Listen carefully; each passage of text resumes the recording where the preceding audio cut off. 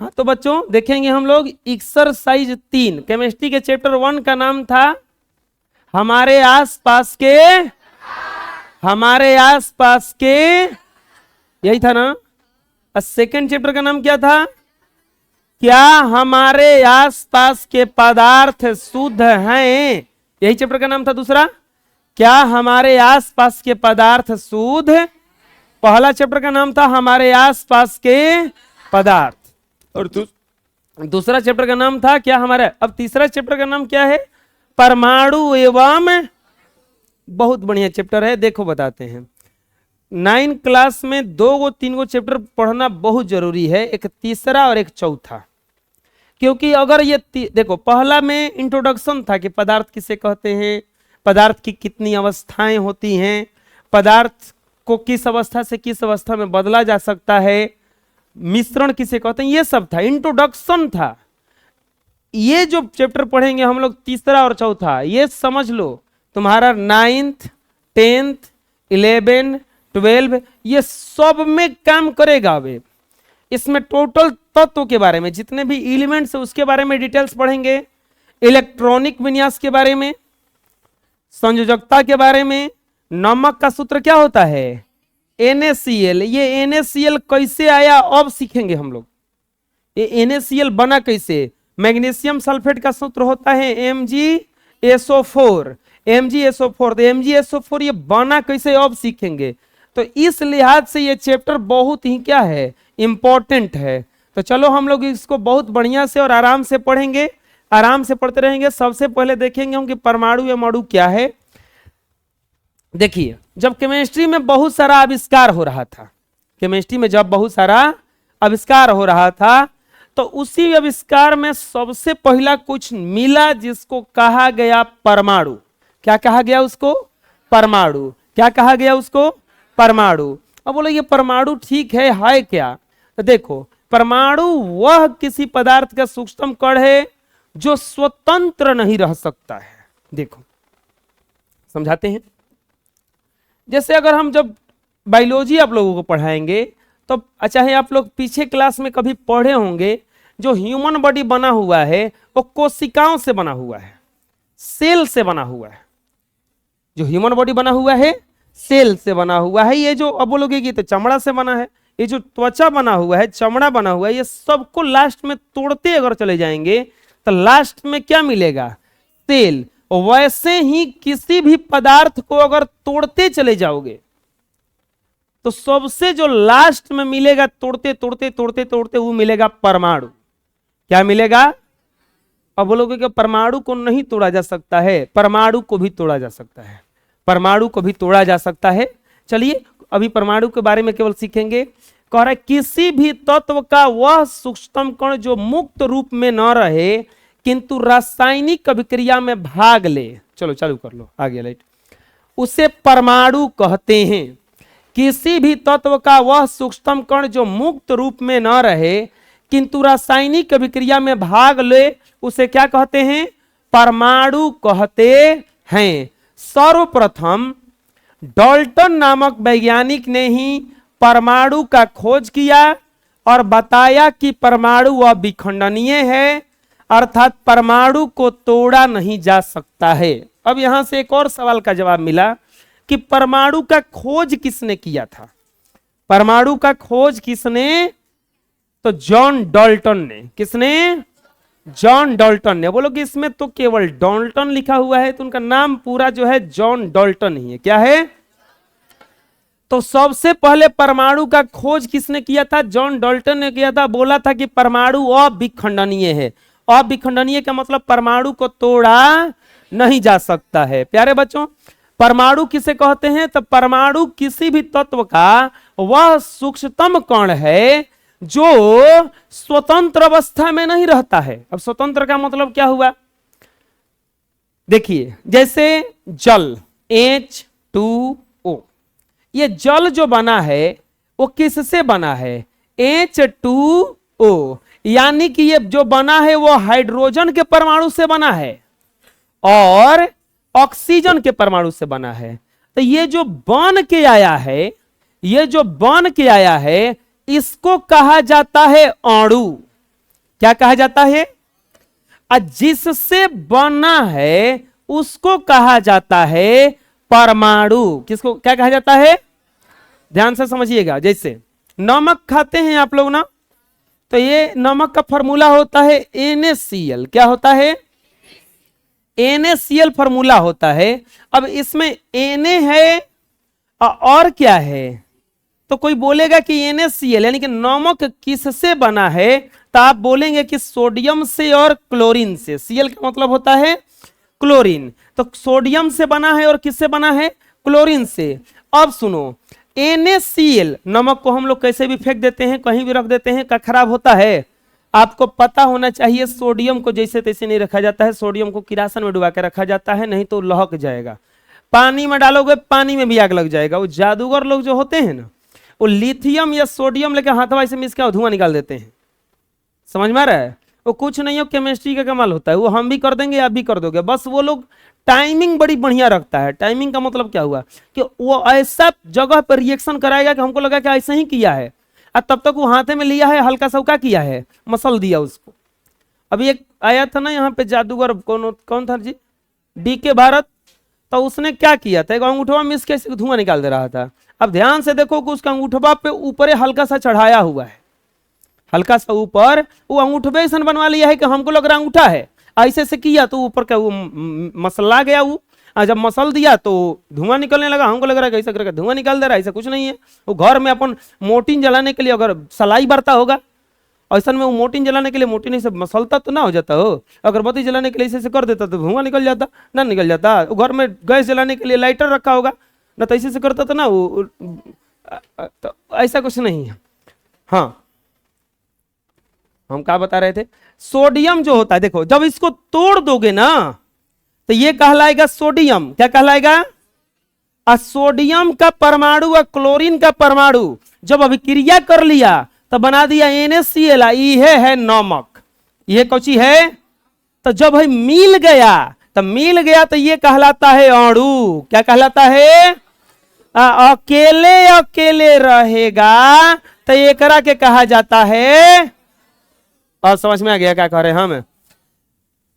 अब ये अकेले अकेले स्वतंत्र अवस्था में नहीं रहता है, लेकिन ये स्वतंत्र अवस्था में रहता।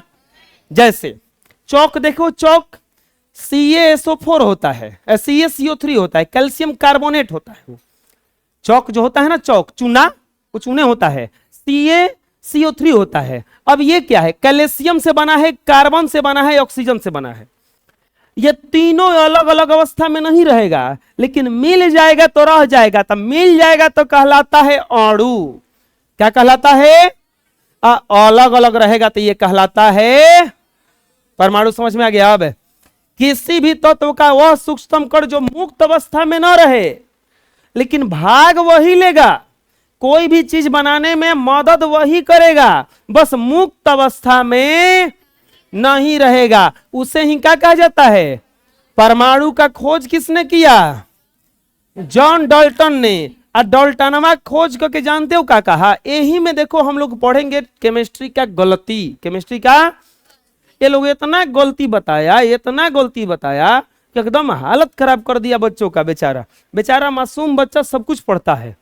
ये बताया कि परमाणु का खोज किया, खोज करके कह दिया कि ना परमाणु अविखंडनीय है। अविखंडनीय का मतलब अब परमाणु को तोड़ा नहीं जा सकता। वो वही बात हुआ कि नारियल के पेड़ के पास गया, वो नारियल खोज के लाया, और नारियल जब ऐसे मुक्का मारा तो कहा कि बा ये तो टूटबे ना करी, अब इसको तोड़ा।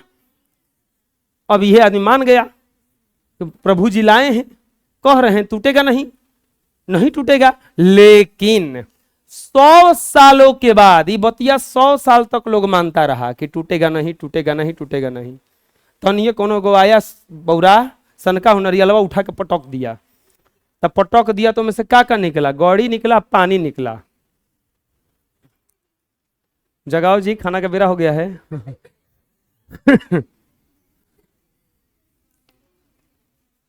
क्या कर रही है जी? अब मत मारो बेचारी के।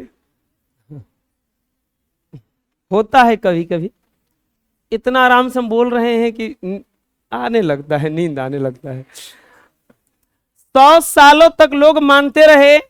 इसके बाद कुछ पागल वैज्ञानिक आए, Rutherford, Stoney, Chadwick, Goldstein, Thomson, आए वैज्ञानिक ने अथक प्रयास से यह ज्ञात किया कि अरे ना, वो जो परमाणु बताया था वह विखंडनीय नहीं है बल्कि विखंडनीय है। अब इस प्रकार डाल्टन के खोजे हुए परमाणु को और अधिक विकसित किया गया।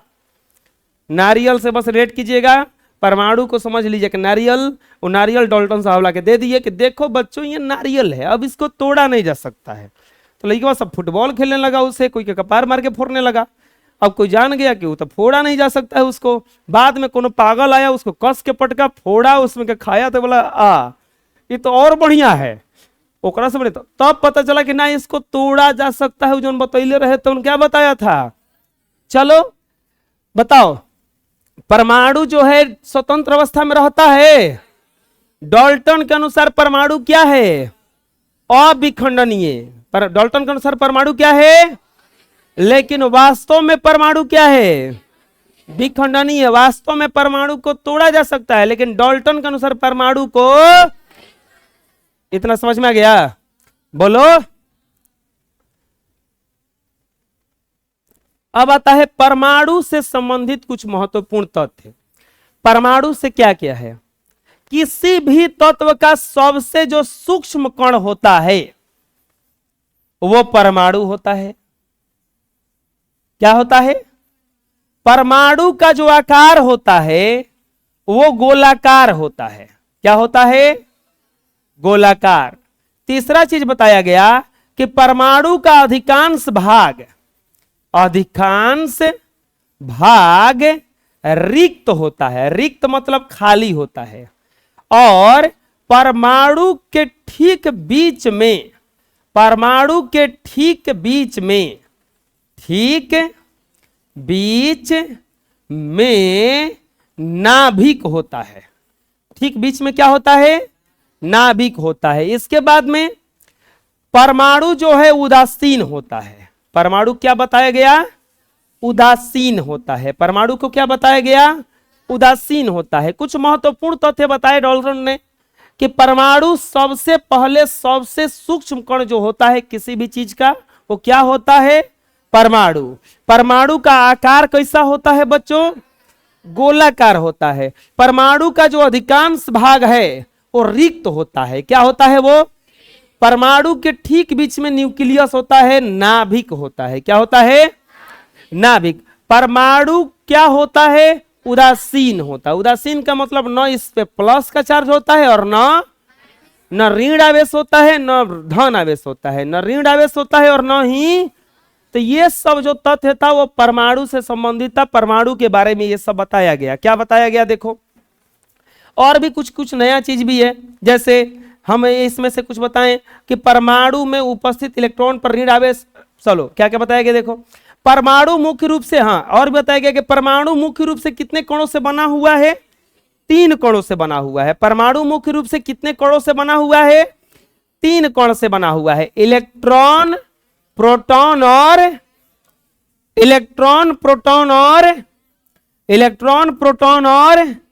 इलेक्ट्रॉन पर ऋण आवेश होता है। इलेक्ट्रॉन पर कौन सा आवेश होता है?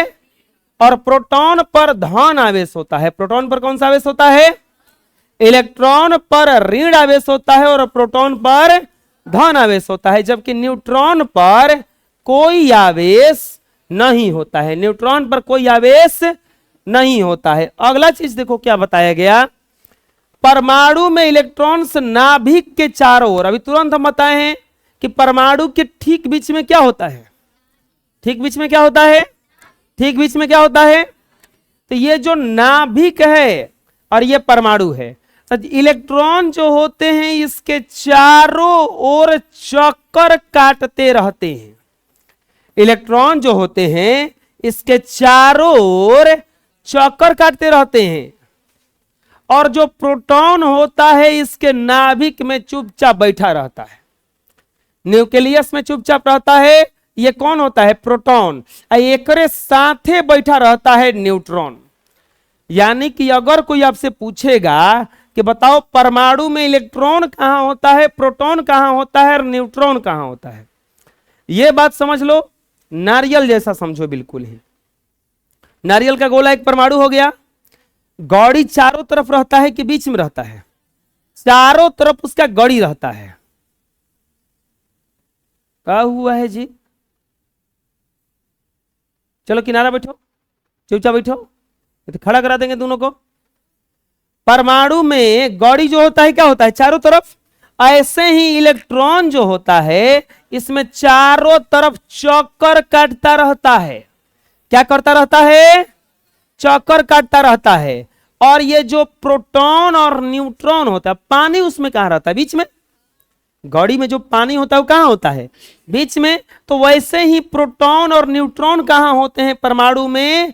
बीच में होते हैं। कहां होते हैं? बीच में होते हैं। अब एक और चीज बताए कि इलेक्ट्रॉन पर कौन सा आवेश होता है? ऋण आवेश, मतलब माइनस। अब प्रोटॉन पे कौन सा आवेश होता है? धन आवेश। और न्यूट्रॉन पे कौन सा होता है? कोई आवेश नहीं। एक और बात जान लो, नाभिक में जितना प्रोटॉन होता है उतना ही इलेक्ट्रॉन होता है। जितना प्रोटॉन उतना ही इलेक्ट्रॉन। ये तुरंत चीज बताए हैं कि परमाणु क्या होता है।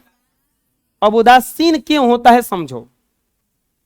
परमाणु तीन चीज से बना है, इलेक्ट्रॉन, प्रोटॉन, न्यूट्रॉन। परमाणु को अगर तोड़ा गया तो तीन चीज है। डाल्टन ने कहा था कि परमाणु नहीं टूटेगा, बाद में तोड़ा गया तो पता चला कि ना टूटेगा ही।